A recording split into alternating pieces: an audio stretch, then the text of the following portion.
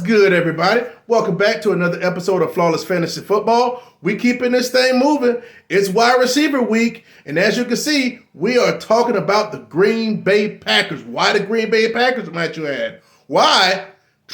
You don't need to ask why, but if you do, I'll tell you. First off, don't worry about me stunting in my Green Bay Packers little vest. You know what I'm saying? Yeah, man, this thing about 12, 13 years old. I got a few of them, but hey, guess what? It's appropriate because it's something that needs to be talked about, okay? Nobody else is going to be giving you this type of content, okay? Guys, check it out. It's about staking, putting your freaking flag down, okay? Staking your claim, having some freaking cojones, and that's what we're about around here at Flawless Fantasy Football. We're not taking no shortcuts. We're not being passive. And we're looking at past experiences and using common sense. Unfortunately, for most fantasy football outlets, common sense just isn't that common anymore. But that's why I'm here. Welcome back, Flawless Fantasy Football. This your boy, Anthony Blake Jr., and it's time to get cracking. As you guys can see from the thumbnail, we're going to be talking about 3 wide receivers. A lot of people talk about, ambiguous freaking running back situations, like a running back may come out of a productive situation that you don't see. And same can go for wide receivers, where people are really not sure who's going to ascend to the number 1 position. But that's what we're going to talk about from the Green Bay Packers today. Now, let me explain. Let me tell you why I chose the Green Bay Packers. That's pop your collar. Anybody heard of popping your collar before? It's an urban thing. You know what I'm saying? All right, I'm getting off track. Check it out. We're talking about the Green Bay Packers because the Green Bay Packers wide receivers are attached to Aaron Rodgers. And the last time I checked, a Green Bay wide receiver, number 1 wide receiver, is always elite. Always elite. Meaning a wide receiver 1 on the season, I mean they're top 12. Okay? You can go. Devontae Adams held the flag and ran around with it for years, right? But before him, there was Greg Jennings, Randall Cobb, Jordy Nelson. Y'all remember him? Jordy was a freaking stud. James Jones, Donald Driver. Remember him? And then Antonio Freeman, that's going a little bit more back into the Favre era. Robert Brooks, Sturman Sharp, they go way back. But let me tell you something. The number 1 in Green Bay Green Bay wide receiver is always elite. Okay? So if you're thinking that Aaron Rodgers is not going to produce a top 12 wide receiver, you're sorely mistaken. Not going to happen. Very unlikely. He has an ego too. That's one thing people need to understand about Aaron Rodgers, and most people know this. But sure, he lost Adams, but you don't think he's in the business of showing everybody that, hey, not to say he made Adams, but hey, I can do it with somebody else. Aaron Rodgers has been around, and he's gonna make it happen. I wouldn't necessarily say, hey, I would want him to be my QB1 per se. But he's going to produce a number 1 wide receiver. Let's get to talking about it. As you can see from the thumbnail, we have 3 wide receivers on there. Let's start by talking about the first wide receiver on the thumbnail. Christian Watson, 2nd round wide receiver, 6'5", 208 pounds, from North Dakota State. Prototypical wide receiver. Aaron Rodgers was asked about his rookie wide receivers, and he said that they definitely look the part. Now, that seems like a proper answer. That sounds like something he's supposed to say. They look the part. That's not saying anything bad, but it's not saying anything good either. They're rookies. So at the end of the day, he does have, I see a future with him for the team with Christian Watson. But are you going to sit up here and have me believe that a rookie wide receiver coming in that's already is not projected to be in the starting lineup week 1, that he's going to be the number 1 wide receiver for Green Bay Packers, Aaron Rodgers and the Green Bay Packers. When you start talking about these elite quarterbacks and the ones that are like Hall of Famers, it's all about trust with them. It's about trust and how well they know you. So Christian Watson will have his time, but not yet, in my opinion. Because in 3 wide receiver sets, they're still going to run out. They'll have the next person we're going to talk about, which is Sammy Watkins, Allen Lazard, Randall Cobb. He'll still be there because of the experience. So, Christian Watson will be coming in after that. So even though I do see a future where he can be elite, he will be the man one day, quite possibly, but not for 2022. But I like Christian Watson. His profile looks great, but guess what? We're not talking about him right now in redraft. Number 2, let's talk about Sammy Watkins. Sammy Watkins. Hey, the dude's talented. The dude is hella talented. I believe this is like maybe his 8th season, something like that. He just came from Baltimore, spending 8 seasons. He started out with Buffalo, played with Buffalo, Rams for a year, Kansas City, Baltimore for the last 3 years. Okay, so the last 3 years, he's had 8 total touchdowns. Okay. I mean, it ain't necessarily his fault, but he also has stand on the field injury problems. He was quoted by saying, that he told the coaching staff in Green Bay that he understands that his back's against the wall. That his career hasn't been what it's what it was projected to be. So he understands that he has to shake a little something this year. And when you got one of the best throwing you the ball and he's accurate as hell and don't make many mistakes, I can see this young man having a strong freaking year. I can see him having a legit year. Ended up I can see him being a low-end wide receiver 2 for sure. Meaning number 13 through 24 overall. I can see that. With the rookie, being over there, Christian Watson and Randall Cobb, he won't get much juice. He can't stay on the field that long. Only so much. Everybody's buying into the whole thing of, because Davante Adams gone from Green Bay, that they're going to dump it more down to the running back. Sure. Okay, sure, they'll dump it down some. But that don't mean all the targets are going to go there. The guy's still going to want to throw the ball down the field. You just can't deke and dunk. Who do you think he is? No, he got an arm on him. He's a stud. This is Aaron Rodgers. He played, come on. So, they lost Davante Adams. He went to Vegas, and Marquez Valdes-Scantling, he left and went to KC. So there's a lot of opportunity over there. Sammy Watkins should have a nice year, and I'm interested to see what he's going to do. Let's move to number 3.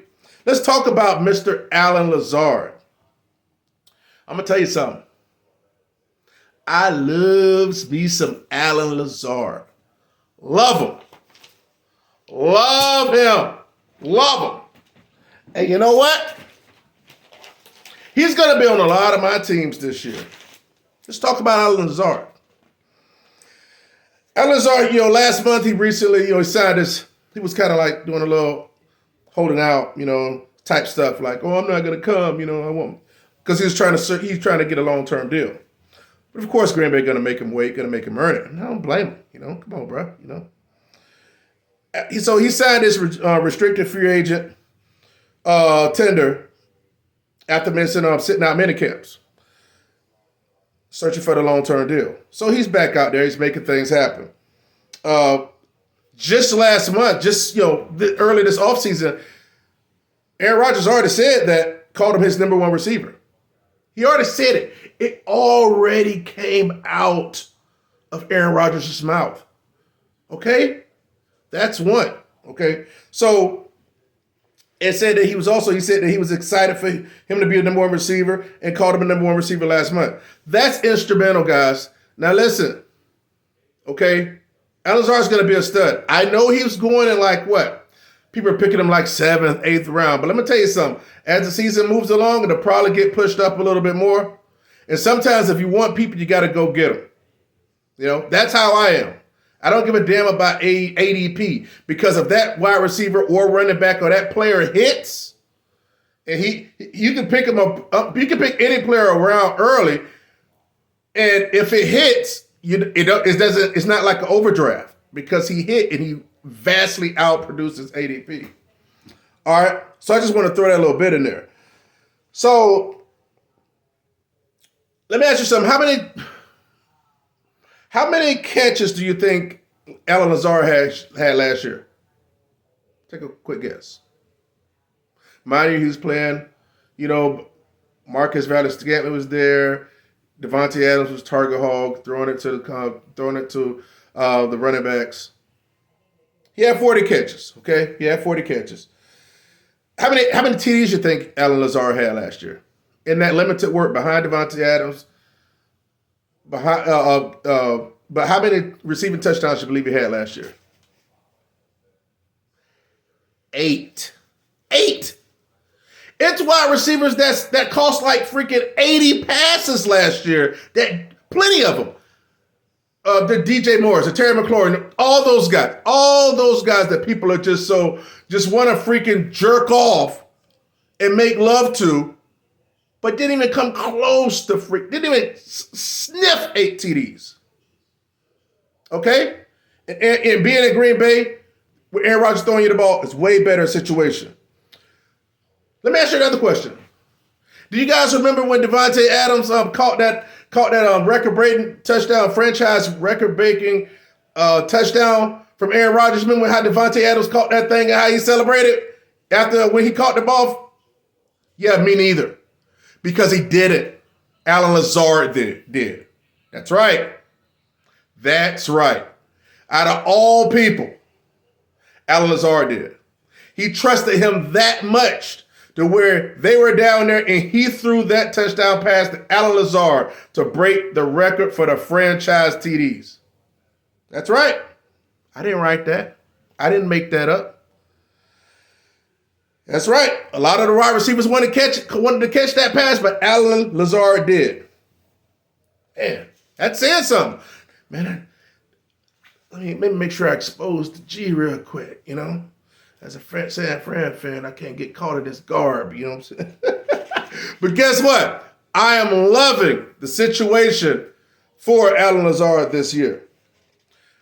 Maybe later on this week, he might be in some exclusive territory on a certain list. I don't know. We'll talk about that later. So, Christian Watson, I don't know why I keep calling him Thompson. Christian Watson, Sammy Watkins, and Allen Lazard.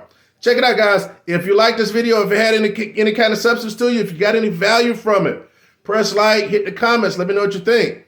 What do you think about these wide receivers? You think Sammy Watkins can be a legit wide receiver? Do you think Allen Lazard can be the number one receiver that Aaron Rodgers claims he already is on the team and wants him to be? What do you think about Christian Watson? You think he's going to crack the lineup? Think he's going to shake a little something? It's possible. Wide receivers do come out of the blue every once in a while.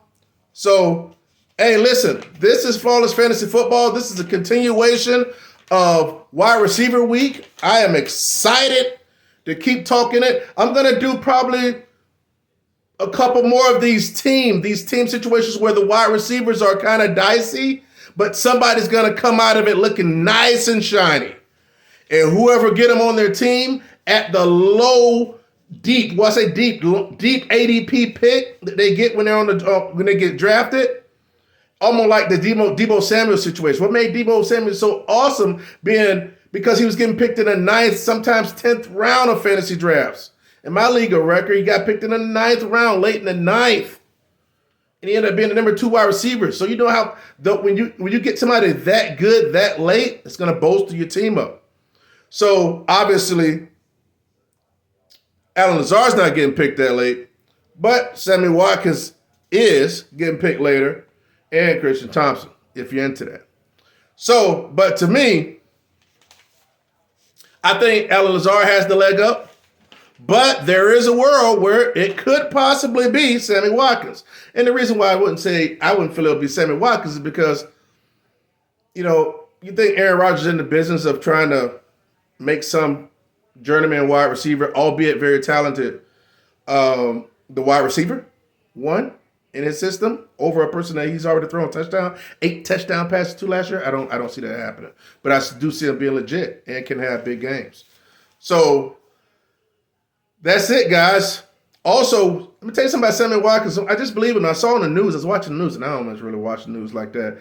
He was down in Florida. He was down in Florida with Gabriel Davis and with because I'm in Florida, and and Gabriel Davis is a Florida boy himself. He's down there running routes and doing practice and stuff with Gabriel Davis and another lower tier wide receiver, young wide receiver from Buffalo.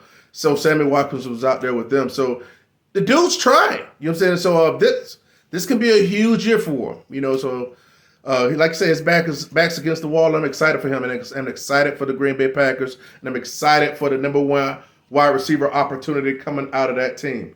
Once again, guys, this is Anthony Blake Jr., Flawless Fantasy Football. Press like, hit the comments. Let me know what you think about one of these 3 receivers, or if you're interested in getting one or the other on your team. Let me know what you think about the video. Holla at your boy. See you tomorrow. Flawless Fantasy Football.